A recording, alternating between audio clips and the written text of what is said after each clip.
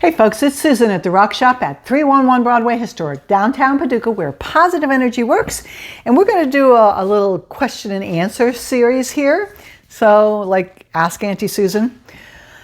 I get a lot of customers into the store, and I wanted to address this one question in particular right away because it comes up a lot. I'll have a parent or a set of parents come in, and they'll have a young person, maybe 5, 6, 7 years old. And the young person, their child is having nightmares and seeing things. And they're like, what stone do we need? What's going on? How can we help our child?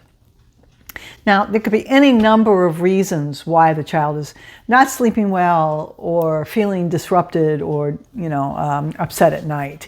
And I always encourage you to check with your pediatrician to make sure that there isn't anything physical going on.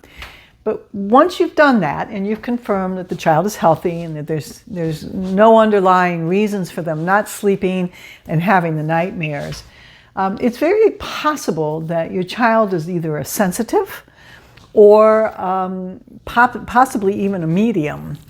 And when I say a medium, what I mean is mediums are a little bit different than a psychic in that they can actually see or sometimes just hear spirits, and spirits know that mediums can communicate with them. So what could be happening, again, check with your pediatrician about their disrupted sleep.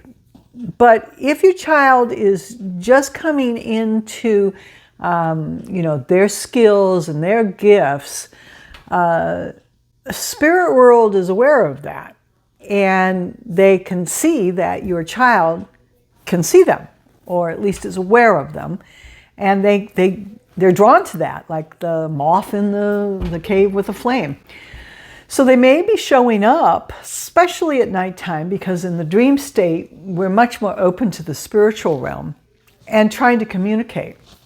Now, this is likely scaring your child, so it's going to be up to you to help them discern whether or not this person is threatening, or this entity is threatening, or it's just someone who possibly is stuck in their death state and looks a little scary, but they're really just looking for help.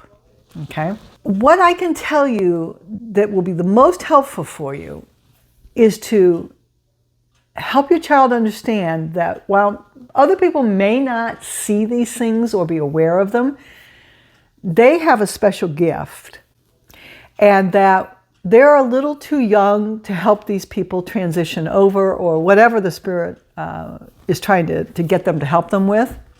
So there's a little mantra that I give them that works very, very well, because we want the child to get back to the feeling that they're in control, which they are, but they need to understand how to do that. And so whatever your ritual is before you go to bed, saying prayers or whatever it is, I want you to help them incorporate this into their nighttime routines. And this statement will be spelled out in the description below. Before they go to bed, they're going to say, "I'm too young. I cannot help you. You must find someone else. You leave now and do not return." Okay? "I'm too young. I can't help you. You'll have to find someone else. You need to leave now and not come back." And those 4 simple statements are basically being very clear to the spirit realm, to the entity, that I'm not going to help you. It's not negotiable. You have to leave, and you have to leave now and don't come back. So it puts the child back into control. Now, I understand, well, what if it's Aunt Susie? I don't want her to go away forever. Well, look, if it's Aunt Susie or Grandma or Grandpa or whatever, then if they love this child and have this child's best interest at heart, they're not going to show up repeatedly at night to the point where it's frightening the child and disrupting their sleep. And if they are a relative that's deceased and doing that, they need to go away anyway. Sorry, I know that's harsh. But look, your child is a child. They are not prepared to deal with helping spirits move from this realm into the spirit, moving on. They're just not. So I'm too young. I can't help you. You'll need to find someone else. You have to leave now and don't come back. And teach them how to feel empowered to say no. Healthy boundaries.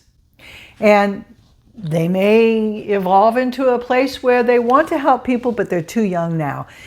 Have them understand that. Now, you also might want to give them a little touchstone.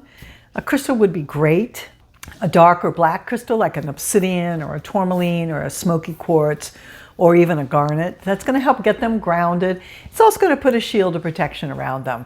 But you could incorporate in your little ritual that the crystal is blessed and that it's putting a shield around them. And that will also help their confidence in saying, no, you have to go. I'm being protected. Okay? Gosh, I sure hope that piece of advice really helps you and your children. They're so special, and we want them to grow up to really love their gift. And so this is one way that you can help them do that. This is Susan at the Rock Shop at 311 Broadway, historic downtown Paducah. Positive energy, it works.